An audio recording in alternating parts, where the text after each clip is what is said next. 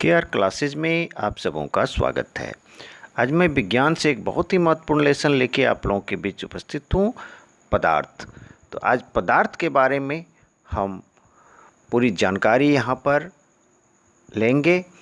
तो पदार्थ किसे कहते हैं, पदार्थ की परिभाषा, पदार्थ की आकृति और बनावट, शेप एंड स्ट्रक्चर, ये सभी को हम समझेंगे एक एक करके। तो चलिए इस लेसन को शुरू करते हैं और कुछ सीखते हैं। यदि आप हमारे चैनल को अभी तक सब्सक्राइब नहीं किए हैं तो प्लीज़ इस चैनल को सब्सक्राइब करिए और लाइक शेयर कमेंट ज़रूर करिए। तो चलिए यहाँ पर देखते हैं सबसे पहले कि पदार्थ की परिभाषा। पदार्थ दुनिया की वैसी वस्तुएं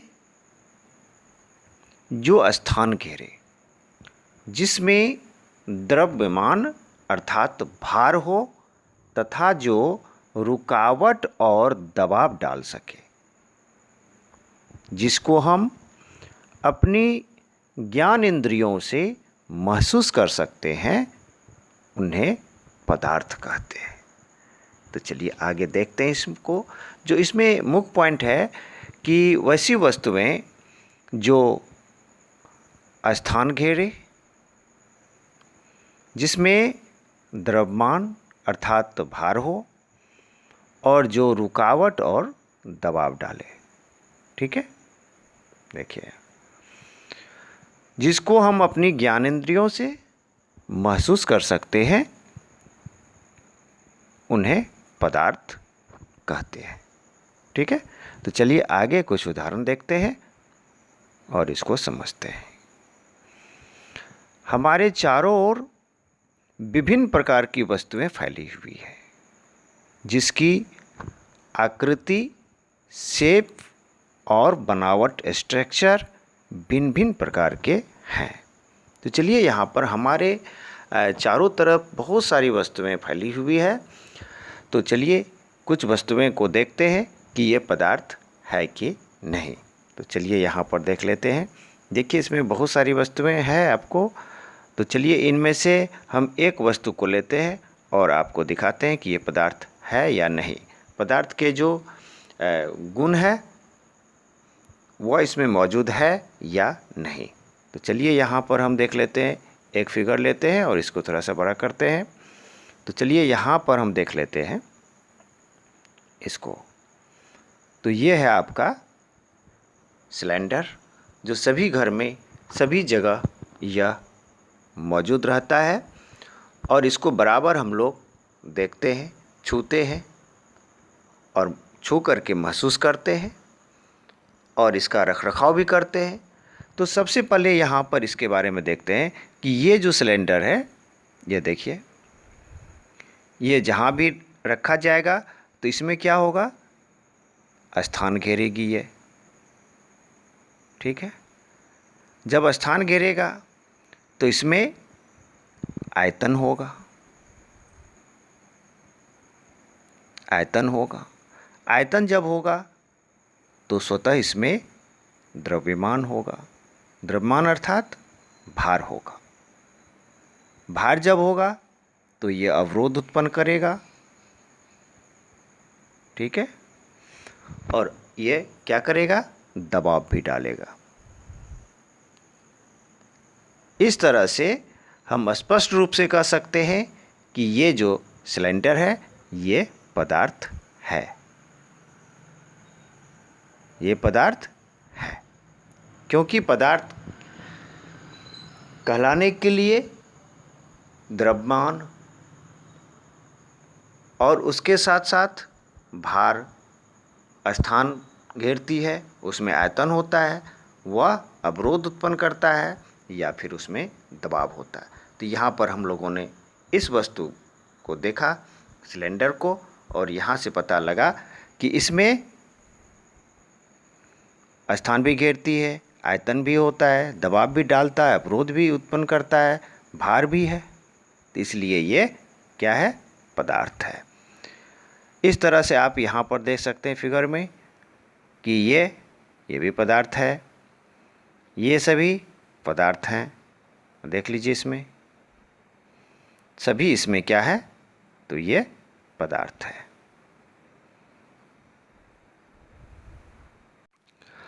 इसको और आसानी से समझें कि वस्तुएं जिस सामग्री अर्थात मटेरियल से बनी होती है, वैज्ञानिक भाषा में उस सामग्री मटेरियल को ही पदार्थ कहते हैं। क्लियर है कि वस्तु तो है, कहता है वस्तुएं जिस सामग्री से बनी हुई है। अच्छा, किस मटेरियल से वो बना हुआ है वस्तु, अर्थात उसी मटेरियल को, उसी सामग्री को पदार्थ कहते हैं। आगे देखते हैं। पदार्थ बहुत छोटे छोटे कणों से बने होते हैं, अर्थात बहुत छोटे छोटे सूक्ष्म कणों से पदार्थ का निर्माण होता है। आगे देखते हैं।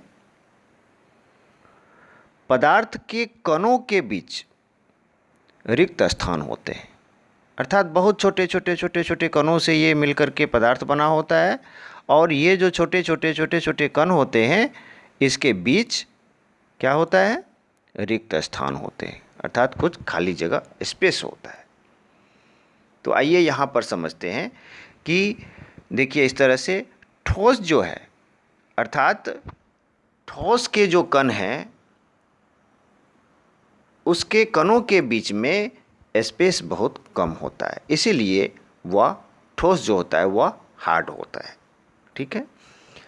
और द्रव अर्थात ठोस से जो है अधिक दूरी होती है द्रव के कणों के बीच। ठीक है। इसके बाद आता है गैस। द्रव से भी अधिक दूरी होता है गैस के कणों के बीच। ठीक है, इसीलिए ये साइन लगाया गया है यहाँ पर, आप देख सकते हैं। तो ये स्पष्ट रूप से हम समझे कि ठोस जो है, ठोस के कणों के बीच की दूरी द्रव के कणों के बीच की दूरी से कम होता है, और ठोस ये द्रव अधिक होता है कणों के बीच की दूरी, और द्रव से भी अधिक गैस के कणों के बीच की दूरी अधिक होता है। ठीक है, नेक्स्ट देख लेते हैं। पदार्थ के कण निरंतर गतिशील होते हैं, अर्थात पदार्थों में जो कण होते हैं वे निरंतर गतिशील होते हैं। ठीक है, इसी कारण से, गतिशील होने के कारण से ही यदि हम परफ्यूम का यूज करते हैं या फिर अगरबत्ती जलाते हैं तो वह हवा के कणों में मिलकर के एक जगह से दूसरे जगह तक उसको फैला देती है। ठीक है, नेक्स्ट देख लेते हैं। पदार्थ के कणों के बीच आकर्षण बल होता है।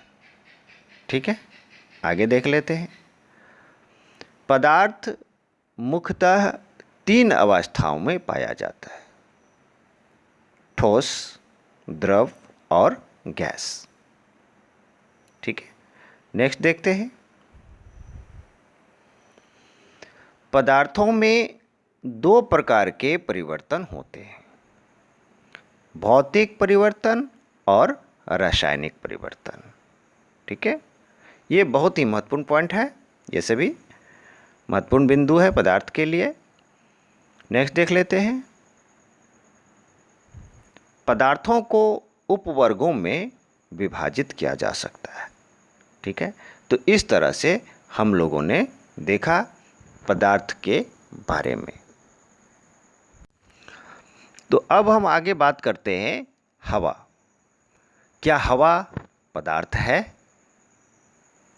यहाँ पर इसके बारे में ज़रा सोचें। हवा, क्या हवा पदार्थ है? तो चलिए एक उदाहरण के द्वारा इसको समझते हैं। यहाँ देखिए एक खाली ट्यूब पड़ा हुआ है। ठीक है, अब क्या करेंगे, इस खाली ट्यूब को वजन कर लें, इसका भार मालूम कर लें कि इसमें एयर नहीं है, अभी एयर भरा हुआ नहीं है, तो इसका भार पहले निकाल लें कि इसका वजन कितना है। इसके बाद पुनः इसमें क्या करें, हवा को भर दें, पंप से हवा को भरें, और हवा भरने के बाद देखिए ये है आपका। तो जब हवा भर देंगे तब क्या होगा कि ट्यूब जो है वह फूल जाएगा, अर्थात स्थान घेर लेती है। अब देखिए आकृति इसका चेंज हो गया है, ठीक है, क्योंकि पहले हवा नहीं था, अब हवा भर दिया गया है, तो इसका जो है स्थान जो है ये हवा घेर ली है, कुछ न कुछ स्थान घेरी है, इसीलिए इसका देखिए ये फूल चुका है। अब इसका यदि वजन कर लें, यदि हम इसका वजन कर लें, वेट कर लें, तो पहले के अपेक्षा ये कुछ न कुछ भारी होगा, ठीक है। तो ये स्थान भी घेर लिया, इसमें क्या है, द्रव्यमान भी है, कुछ न कुछ वजन भी है, भार भी है, ठीक है, और कुछ न कुछ इसमें आयतन भी होगा। तो इस तरह से ये स्पष्ट हो जाता है कि हवा पदार्थ है, हवा भी पदार्थ है, ठीक है। और हवा को हम छू कर तो नहीं, लेकिन हम महसूस कर सकते हैं ज्ञानेंद्रियों के द्वारा, तो इसीलिए ये हवा भी पदार्थ है।